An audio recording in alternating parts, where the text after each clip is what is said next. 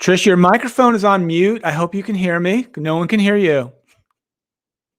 It's all right. I'll start the show. This is the HR Happy Hour work break. It's Trish's first time doing a show. She didn't know she needed it. That's like the phrase of the year, by the way. I think you're on mute. I read that somewhere. Like that's I think like you're on mute. Phrase of the year. Gosh darn. You would think I'm an amateur at this. Like some days, right? I'm like trying to plug it in down here and it's actually on the screen muted. So it's Friday. It's work late. Break, Steve Both. Actually, should I say welcome SB Jet? What? Take your glasses off. Let's get a look at what you looked like 12 years ago. So for anyone who has not followed Steve for a long time, it may just look like it, but is that like you used to be SB Jet? Yes, I used to use that Twitter name. My original Twitter name was SB Jet when Twitter was a brand new thing. I think many of us were a little reticent of using our real names on that service. Oh yeah, I was Trish HR. Why would I get rid of that? I should have kept it. Yeah, we switched to the real name thing after a while, but yeah, SB Jet was the name I used. And then so you unearthed some picture for some other thing we were doing, and where I was wearing this hat. Is that the hat? Yeah, it's the hat. And I think I still have this hat. And this is a hemp hat, Trish. Oh. Made of hemp. And years ago, I was in Boston and just kind of kicking around one day, summertime or the springtime, walked over to the Boston Common, place, the park, whatever it is. And there was I thought a fair or a festival, something was going on. It looked like fun. It looked like I could hear music, a lot of people, tents, right? Yeah, seems like a good time. I just wandered over. I had no idea what was going on. And what it was like a legalized marijuana thing, like back in 1999 or whatever year I was there. And that was all these people had gathered around to try to promote the legalization of marijuana, which now is legal in Massachusetts, by the way. So it took there you go. 20 years for it to happen, but it did become legal for recreational use. But I thought, I'm not really pro or con it. I don't really care about it. It's not my thing, but if it's your thing, that's fine. So I bought the hat in support that day at the marijuana festival. And I still have the hat made of hemp. That's amazing. So I've seen you in pictures, obviously, with that hat, and kind of a cool story though. That is the story. Look, that's your throwback, SB Jet. Do you remember? We had people it's funny. I just talked to our friend Johnny Nicolasian the other day, and he used to be BK Recruiter. Do you remember that? I vaguely. And I think what was it? Jen McClure used to be Cincy Recruiter. Wow. Now you're deep. You're reaching deep into the archive well. Yeah, absolutely. Absolutely. So anyway, hey, listen, I want to give a shout out to a company I don't think we've mentioned. I think you know them a little bit. Are you familiar with Neeyamo?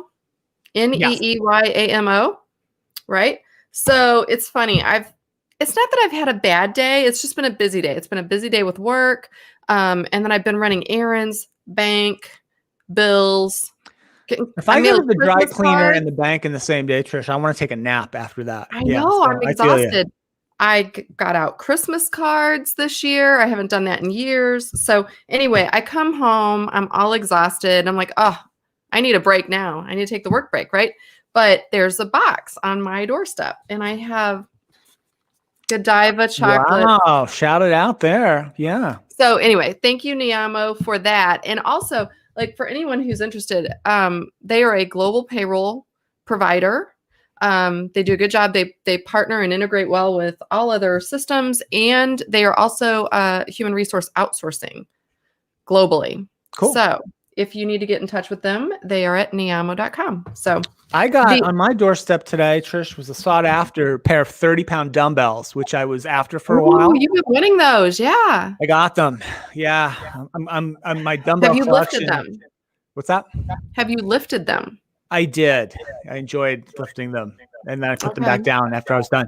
But I've got everything all set up, in the little spot in the house where I exercise. The dumbbell collection's getting bigger. There's a bench in there now. I'm going to end up with a full. You're going to have a whole gym in this deal by the time I can get a vaccine, which who knows when. Oh my gosh! Yeah, Trish, I do need to get to this because I Okay. teased this like 3 days ago, and then I never told the story again. Remember when Okay. I teased peace, love, cookies? And I Oh, said I was that's going to right. tell you that story. Well, Yes. there's two things that are wrong about that. One is it wasn't peace, love, cookies. I actually said it wrong. It was peace, land, cookies. But the story is the Okay. same, and I'll tell it really quick.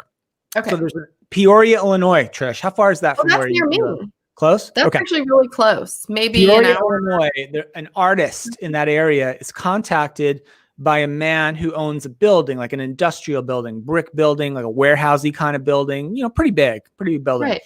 And the man asked the artist to paint him a mural. I'll pay. Okay. It didn't say how much he got paid, but he got paid a significant amount of money to paint a mural. And he says, I want the mural to be a mural featuring the Cookie Monster, but in the style of Soviet era, like propaganda posters. Okay. Right? And I want the phrase, and in some of those propaganda posters, the phrase was peace, land, peace, land, something or whatever. And he wanted to say peace, love, cookies. He wanted that in like kind That's of what it should that have been. Russian character. So that's the whole story, right? So the artist, it's a big building and a big mural. He has to hire 10 other people to help him paint the thing. He gets paid Right. some amount of money. We don't know how much, but enough to cover all the costs of doing it. Does it over a long weekend, over the long Thanksgiving weekend. They paint this big mural, right? It's really, Right. really cool. And if you Google like Cookie Monster building mural, you can see a picture of it. It's actually really, really cool. But here's Okay. the catch, Trish. The man who hired the artist and paid for the mural and had it painted on that building was not actually the real man who owned the building and owned the business there. Oh no.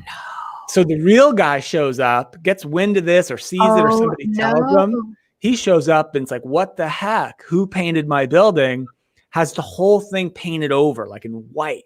So the thing is gone. And it was actually a really cool mural. Oh no. And now they can't find, as when I read this a couple of days ago, I have not seen if it was updated recently in the last 2 days. But as of right now, they can't track down the guy who hired the artist. So no one really knows who he is. He used the guy's name. And the artist just thought, who would scam me on that? He's paying. I'm not being scammed. Right. I'm being paid to paint this mural. Peoria, Illinois. So now it's got painted over, which some people are mad about too, because it was pretty cool. It was colorful. Big giant Cookie Monster. Yeah, it was really cool. So that was the story. Wow. I feel like there are a whole lot of layers to that story that we don't even know about. Yeah, it was pretty cool. I just caught on to it because I saw the picture. I'm like, wow, that's really cool. And so, yeah. Interesting. Yeah, that's an odd request for a mural, I think. I'll Google it for sure. Did you get a real Christmas tree this year, Trish? I did not. Well, you're lucky you didn't try, because I read today there's a shortage of real Christmas trees. Really? And you want to know why? Why? It has to do with the last economic recession during the financial crisis. Okay, why is that?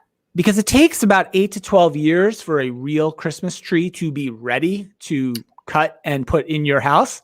Sure. So you think back to around 2008, which is 12 years ago, 2007, 2008, 2000, even 2009, things were pretty rough. Right.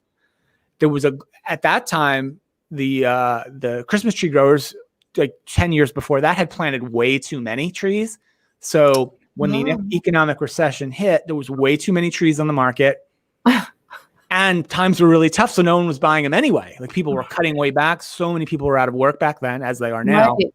Yeah. So back in 07, 08, 09, many fewer Christmas trees were planted. In fact, according to the Wall Street Journal I read today, there was a 30% decrease in acreage devoted to Christmas tree planting between 2002 and 2012. So if you're trying to find a real Christmas tree and you can't find one, that's why. Oh, that's kind of sad.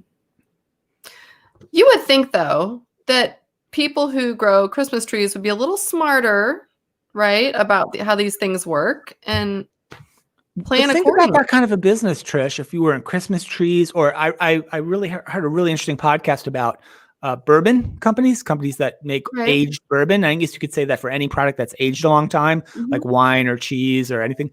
Like you sort of have to guess at what the market will want 10 years from now, years later, years from now, 20 years from now. That's got to be super difficult to do.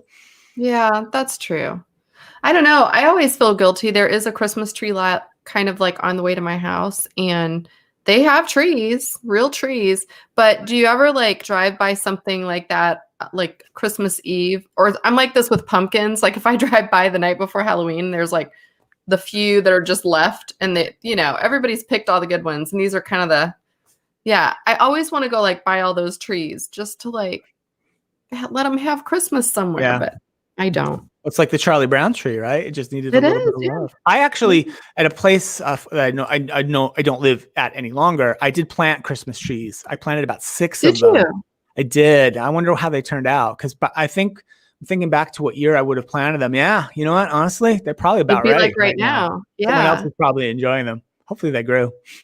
Wow. That's, you know what? That's when I met you on Twitter. I didn't know your Christmas tree planting story, but that's when I met you. I know, it's such a great story. That's why I held back. I didn't lead with that story, because save that one. Save that one. No, Michael Krupa, I think you were moving from that place to a new place, and he had like a hashtag for like Steve Bose moving or something. There was something like that. And I'm thinking, like, what?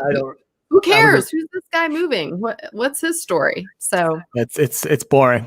Thanks to your move, we all figured out who SB Jet was. And here we are. And I still have the hat. You still have the hat, and your Christmas trees might be fully grown. There you go. All right. Well, listen, I'm going to get out of here. I'm done with this break. Thanks, everyone, for listening every single day with us and joining us. Keep sending us your ideas, and we will be back here Monday, right? I think so. It's Friday. You didn't even say Happy Friday. I know. I got flustered by the fact that you were muted, and the whole show started off on the wrong foot.